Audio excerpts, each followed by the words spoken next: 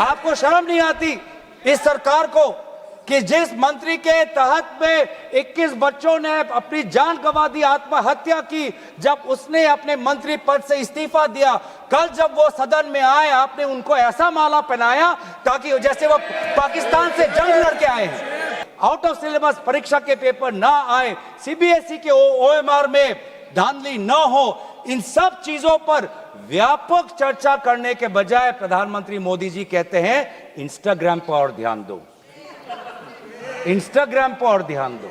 जिस एनटीए के द्वारा 21 बच्चों ने आत्महत्या की, आज भी वो चेयरमैन बचा हुआ है। क्यों? क्योंकि वो एक विशेष संघ के साथ जुड़ा हुआ है।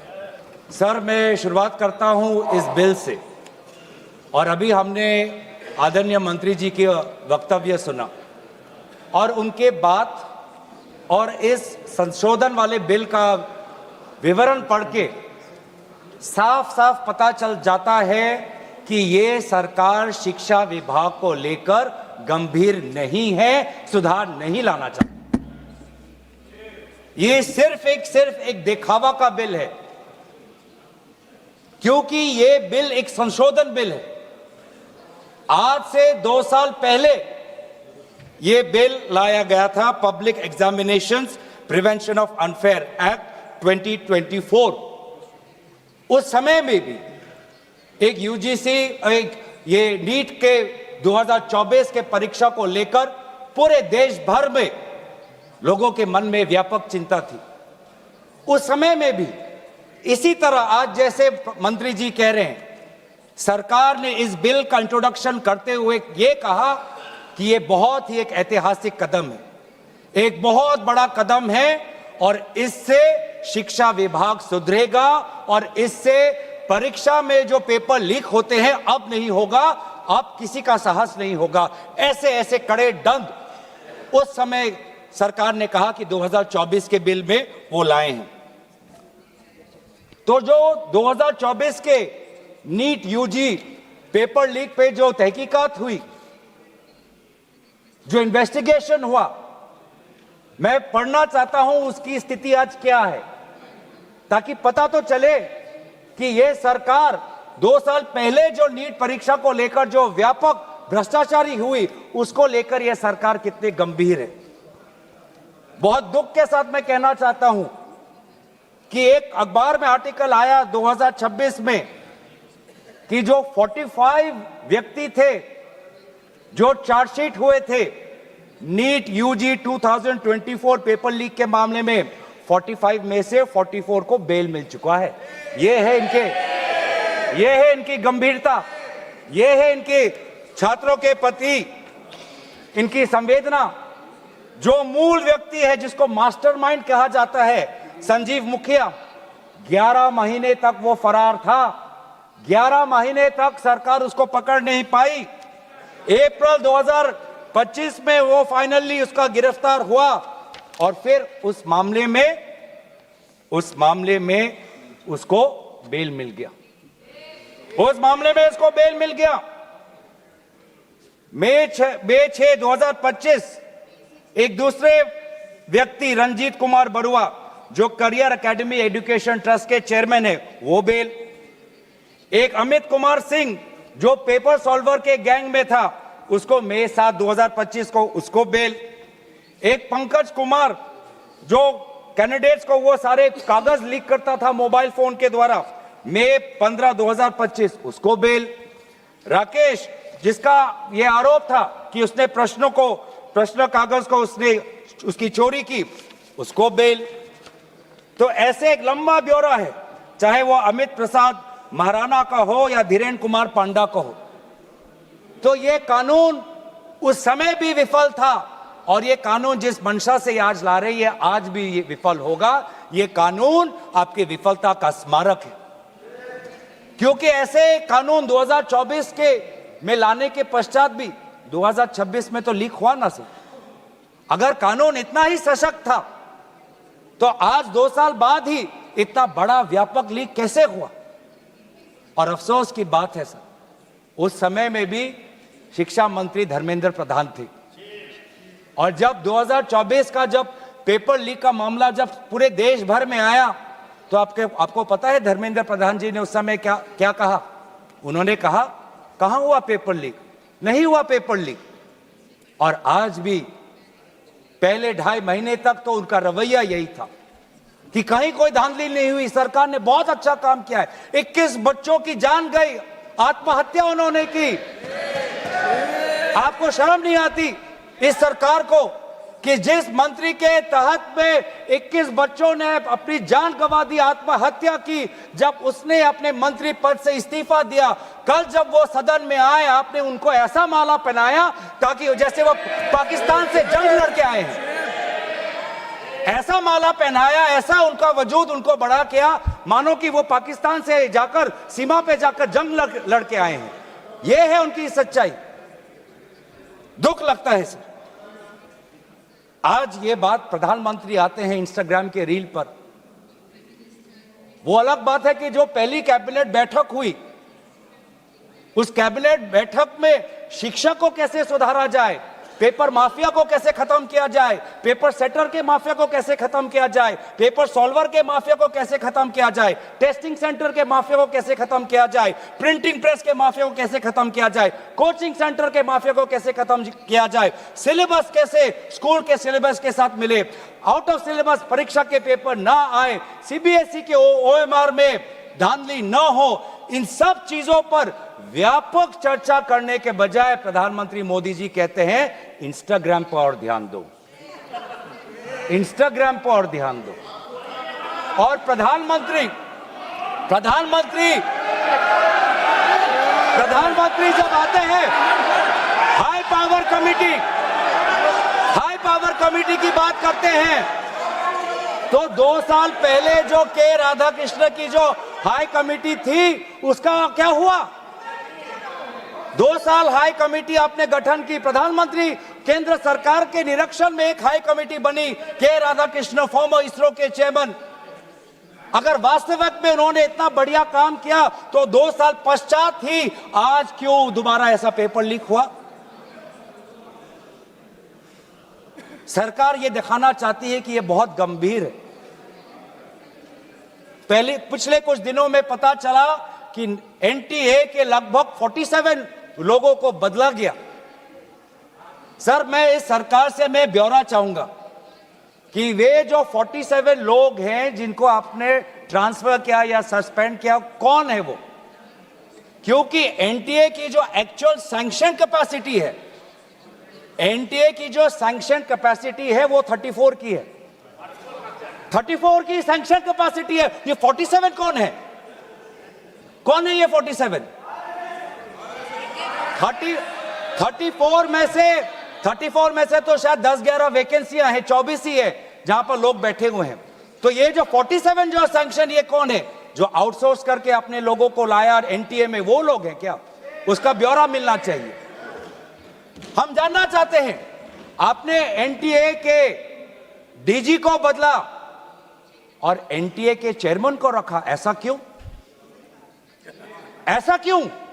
आपको एनटीए के डीजी पर विश्वास नहीं, आपने मान लिया कि शिक्षा मंत्री धर्मेंद्र प्रधान जी का इस्तीफा होना चाहिए, आपने ये भी मान लिया, तो आपको एनटीए के चेयरमैन पे इतना विश्वास क्यों? ये हम जानना चाहते हैं।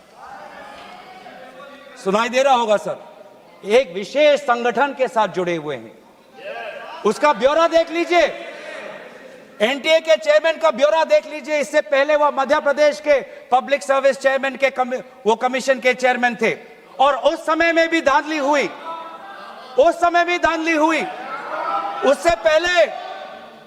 उससे पहले वो छत्तीसगढ़ में भी पब्लिक सर्विस कमीशन में चेयरमैन थे, उस समय में भी धांधली हुई। ऐसे इतने धांधली से जुड़े हुए व्यक्ति को आज भी इतने पेपर लीक होने के पश्चात भी आपकी सरकार बचा रही है, आपकी सरकार बचा रही है। जिस एनटीए के द्वारा 21 बच्चों ने आत्महत्या की, आज भी वो चेयरमैन बचा हुआ है। क्यों? क्योंकि वो एक विशेष संघ के साथ जुड़ा हुआ है। और यही दर्शाता है कि आप शिक्षा विभाग में आप सुधार नहीं चाहते, क्योंकि आरएसएस के लिए शिक्षा विभाग बहुत ही महत्वपूर्ण विभाग है। मैंने कोई असंसदीय बात नहीं की। आरएसएस के लिए शिक्षा विभाग बहुत महत्वपूर्ण विभाग है। और इसीलिए हम देखते हैं, चाहे यूनिवर्सिटीज के वाइस चांसलर्स के अपॉइंटमेंट में हो, कॉलेज के प्रिंसिपल के अपॉइंटमेंट में हो, जब फैकल्टी की बदली होती है उसमें हो, चाहे आउटसोर्सिंग में हो, हर चीज में हम देखते हैं कि जो यूनिवर्सिटी, जिन यूनिवर्सिटी की कल्पना पंडित नेहरू ने एक साइंटिफिक टेम्पर के द्वारा उन यूनिवर्सिटीज के एक सपना देखा था, आज उन्हीं यूनिवर्सिटीज में क्वालिटी पर ध्यान नहीं दिया जा रहा। आप शिक्षा के माध्यम से इस पीढ़ी को आने वाले चुनौतियों के लिए तैयार नहीं कर रहे। आप शिक्षा के माध्यम से इस पीढ़ी के लोगों को आने वाले समय में आपके दल के सदस्य बने, आपको वोट दे, उसके लिए आप एक माहौल बना रहे हो।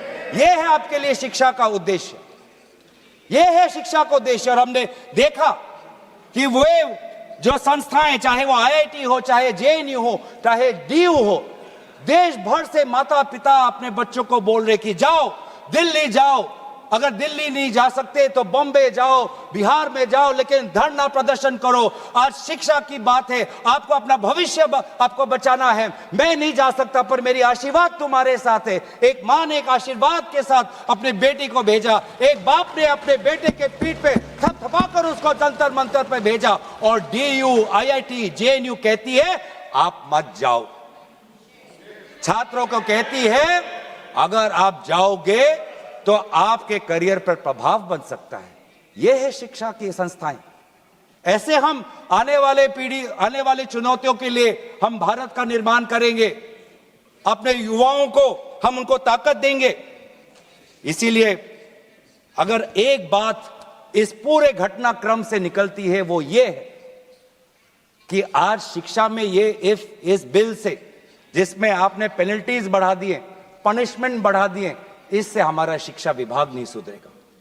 राहुल गांधी जी बार बार कहा कि धर्मेंद्र प्रधान जी सिर्फ एक मुखौटा है आपके शिक्षा विभाग का। आपकी शिक्षा के प्रति जो उनका, आपकी जो नीति है वो सिर्फ एक उसका एक चिन्ह है, एक सिंबल है। उनके हटने से भी शिक्षा में सुधार आएगा। आज भी ना बच्चों को विश्वास आता है इस बात पर, ना हमें इस बात पर विश्वास है। लेकिन इसके पश्चात भी आज शिक्षा पर बातचीत हो रही है, आज शिक्षा को लेकर धरना हो रहा है, आज शिक्षा को लेकर जंतर मंतर में हजारों की तादाद पर लोग इकट्ठित हुए हैं। आज शिक्षा के विषय पर सारे दल संगठन सब ने अपने अपने प्रदेशों में, चाहे महाराष्ट्र में हो, चाहे यूपी में हो, चाहे बिहार में हो, चाहे पश्चिम बंगाल में हो, चाहे या असम में हो, सब जगह विभिन्न राजनीतिक दल संगठन और इन दल संगठन से अलग सारे युवा सड़क पे आ गए। सब ने अपने शिक्षा की मांग की। और क्यों मांग की? उनके दुख को पहले हमें समझना चाहिए, उनके पीड़ा को हमको समझना चाहिए, वो उनके अंदर जो नाराजगी है उस बात को हमें समझना चाहिए। नहीं तो किसी का इतना साहस नहीं कि सड़क पे आके गर्मी बारिश, सड़क पे सोना, पुलिस की लाठी खाना, दिन दिन भूख हड़ताल पे रहना, सबकी इतनी साहस नहीं है। ये साहस कहां से आता है? ये साहस आता है उस दर्द से, जिस दर्द में अपने भविष्य को लेकर वो विवश हैं, जिस दर्द में अपने देश के भविष्य को लेकर वो विवश है, जिस दर्द को वो आज के समाज में उसको व्यक्त भी नहीं कर सकते, सरकार से सवाल भी नहीं पूछ सकते। और बहुत ही बढ़िया एक व्यक्ति ने इस पूरे जो दर्द है, इस दर्द के बारे में बात करते हुए गोपाल दास नीरज के गीत की बात करता है। वो व्यक्ति, जिस व्यक्ति से राहुल गांधी जी मिलने गए, उसने कहा, उसने हमें याद दिलाया कि नीरज की वो पंक्तियां, स्वप्न झरे फूल से, मीत चुबे शूल से, लुट गए सिंगार सभी, भाग गए बबूल से, और हम खड़े खड़े बहार देखते रहे, कारवां गुजर गया गुबार देखते रहे। ये बच्चों की वो दुख है। क्या करें? हमारे पास पैसे नहीं है इतने कि हम पेपर खरीद पाएं। 30-30 लाख का पेपर हमें खरीदने के पास, हमारे पिताओं के पास इतने सामर्थ्य नहीं है। वो दुख है, वो नाराज है, और इसीलिए जब वो दुख से वो लड़ नहीं पाते तो आत्महत्या पर आ पड़ते। और एनसीआरबी में सर, आज देश की ये व्यवस्था, देश की असली ये है कि आज एनसीआरबी में, नेशनल क्राइम रिकॉर्ड्स ब्यूरो में, ये भी एक कारण है कि आत्महत्या हुई क्योंकि वो बच्चा एग्जाम में फेल हुआ। ऐसा भी एक कारण आ गया है। बच्चों की आत्महत्या, छात्रों की आत्महत्या लगभग 1 लाख से ऊपर बढ़ चुकी है, 1 लाख से ऊपर, जिसमें से 2000 ने तो साफ साफ कहा है, 2400 ने साफ साफ कहा है कि मैं फेल हो गया और इसीलिए मैं सुसाइड ले रहा हूं। बहुत लोग, बच्चों ने फैमिली, पारिवारिक कारण से, फैमिली रीजन से वो आत्महत्या उन्होंने की।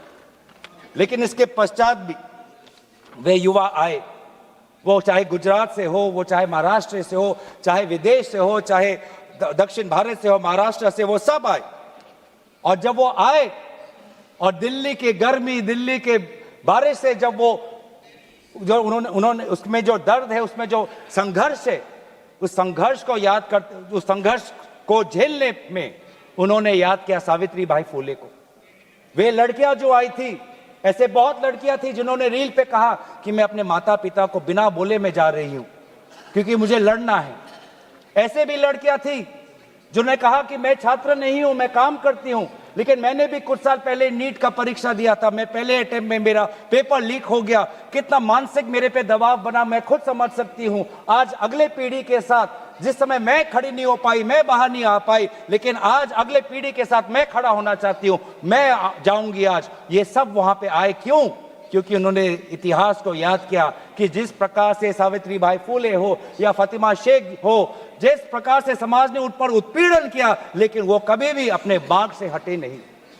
युवा लोग आए, एक लड़का था हरे शर्ट में, वो पुलिस को बोलना कि आ मार, मुझे मारो, मारो सर मारो। उसमें वो भगत सिंह का जज्बा हमें दिखाई दिया।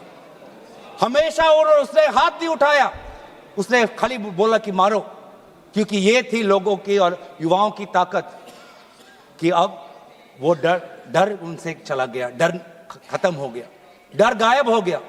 लाठी है, दर्द होगा, रात को सोने में मुश्किल होगी, लेकिन सब लोग कह रहे थे कि कुछ नहीं होता, अगर शिक्षा के लिए, अपने भविष्य के लिए अगर मुझे 2-3 लाठी भी खानी पड़ेगी तो मैं लाठी खाने जाऊंगा। ऐसे भी लोग थे जो 20 जुलाई के रात को आए। वो 20 जुलाई के सुबह नहीं थे, 7 बजे नहीं थे, 4 बजे दोपहर को नहीं थे, वो रात को 10 बजे आए। क्यों? क्यों? उनको दुख हुआ। उन्होंने रील में देखा कि किस प्रकार से पुलिस वालों ने बच्चों पर हाथ उठाया और उन्होंने बोला कि चलो मैं भी एक लाठी खाने जाऊंगा। ये है हमारा युवा शक्ति। मैं इस सदन से भारत के युवा समाज को मैं नमन करता हूं, आभार प्रकट करता हूं, शुभकामनाएं मैं देता हूं, धन्यवाद देना चाहता हूं कि आपने हमें दोबारा याद दिलाया कि लोकतंत्र का मतलब क्या है। आपने दोबारा हमें याद दिलाया कि सवाल पूछना आप सबका, हमारा सबका मौलिक अधिकार है। हमने वो भी देखा उस मध्य प्रदेश से आए हुए आदमी को जिसके सर पर खून निकल रहा था। क्यों? क्योंकि कांटों से भरा हुआ एक डंडा उसके सर पर पड़ा और उसने तब भी वो पीछे नहीं हटा। खून से लथपथ उसका चेहरा, उस समय भी पुलिस को ललकार रहा था कि देखो ये लोकतंत्र है, लोकतंत्र में जनता जनार्दन है, जनता प्रजा राजा होता है। ये है वहां की उस ताकत। बहुत लोग कहते हैं कि बहुत से गलत शब्द भी उस सभा में, जंतर मंतर में किए गए। मैं उन गलत शब्दों का जो मर्यादा से बहुत दूर है, अमर्यादित है, उन शब्दों का समर्थन नहीं करता, लेकिन उन शब्दों के बारे में भी याद करना चाहिए जो बाकी बच्चों ने हमें याद दिलाया। किसी एक बच्चे ने याद दिलाया वसीम बरेली की कविता, जिसमें लिखा है, जो उसूलों पर आंच आए तो टकराना जरूरी है, जिंदा हो तो जिंदा नजर आना जरूरी है। ये हैं बच्चे, ये है वो बच्चे और जो अलग अलग प्रदेश से आए हैं। मैं धन्यवाद देना चाहता हूं कि इन्होंने अपनी इंसानियत दिखाई। हर वो बेटी जो वहां जाती थी वो कहती थी कि ये जंतर मंतर, ये ऐसा एक जगह बन गया है जहां पर मैं अपने आप को सुरक्षित महसूस करती हूं। जब पुलिस की लाठी आती है तो कोई अनजाना व्यक्ति, कोई अनजाना उसके सामने आकर शरीर से अपने शरीर से उस लड़की को बचाता है, डंडा उसके लड़के के शरीर पर पड़ता है, वो लड़का कहता है कि इस उंगली से मैंने पिछली बार कमल पर वोट डाला, आज इसी उंगली को कमल के पुलिस ने तोड़ डाला। ये है उनका साहस। आज समाज, मैं पूरे छात्र के साथ पूरे समाज को भी मैं धन्यवाद करना चाहता हूं। उस गुरुद्वारों को मैं के संचालकों को मैं धन्यवाद करना चाहता हूं जिन्होंने अपना दरवाजा खोला, लोगों को वहां पे शरण दिया। ये है हमारी देश की खूबसूरती। मैं धन्यवाद देना चाहता हूं कि देश भर से लोगों ने फोन किया कि मैं वहां जा नहीं सकता, लेकिन स्विगी के द्वारा उन बच्चों को खाना तो पहुंचा सकता हूं। मैं धन्यवाद करना चाहता हूं उन वकीलों का, वो चाहे सुप्रीम कोर्ट के बाहर हो, चाहे वो जंतर मंतर पे आए हो, सबने बोला कि लोकतंत्र के साथ, संविधान के पक्ष में आज हम सब यहां पे खड़े हैं। लेकिन जहां पर हमने हमारी खूबसूरती देखी, जहां पे हमने इंसानियत देखा, जहां पर हमने लोकतंत्र की ताकत देखी, वहीं पे हमने इस सरकार की क्रूरता भी देखी। हमने देखा आपने किस प्रकार से पैलेट गन का इस्तेमाल किया, हमने देखा किस प्रकार से आपने इलेक्ट्रिक बेटन का इस्तेमाल किया, हमने वो भी नजारा भी देखा कि किस प्रकार से एक पुलिस कर्मचारी ने एक लड़की के गाल पर थप्पड़ मारा। वो एसीपी का नाम भी हमें याद है, उस पुलिस कांस्टेबल का चेहरा भी याद है जिसने अपने डंडे के साथ एक लड़की के प्राइवेट पार्ट पे उसने आक्रमण किया। हमें याद है वो लड़कियां जिन्होंने उनके आंसू निकल रहे थे आंखों से और कह रहे थे कि पुलिस वाले उनको मां बहन की गाली दे रहे थे। हम भूलेंगे नहीं वो बच्चियों जिन्होंने कहा कि मेरे पीठ पे जो कपड़े थे उन कपड़ों को इस पुलिस ने फाड़ दिया। ये है असलियत।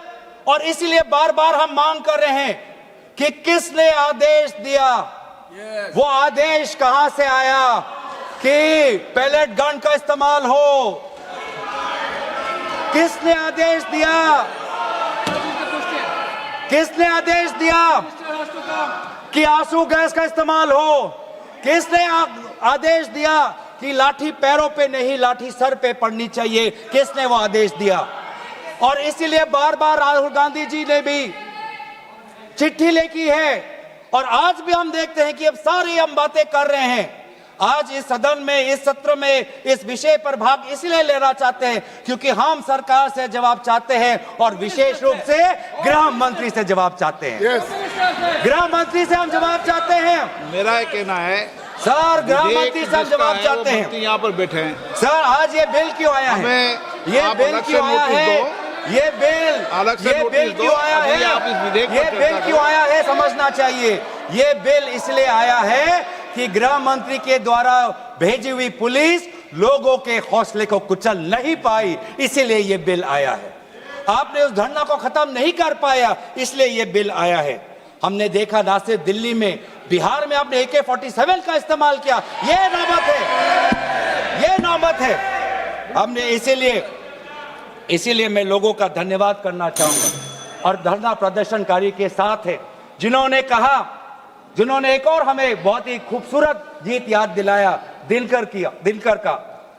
अब जो सिर पर आ पड़े नहीं डरना है, जन्म में है तो 2 बार नहीं मरना है।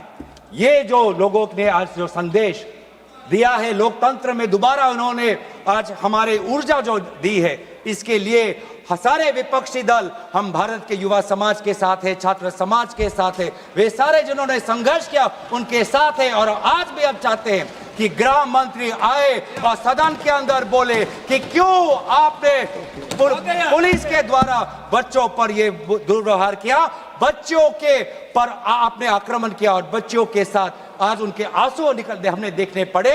इन सभी बातों के साथ मैं अपने वाणी को विराम देता हूं। धन्यवाद।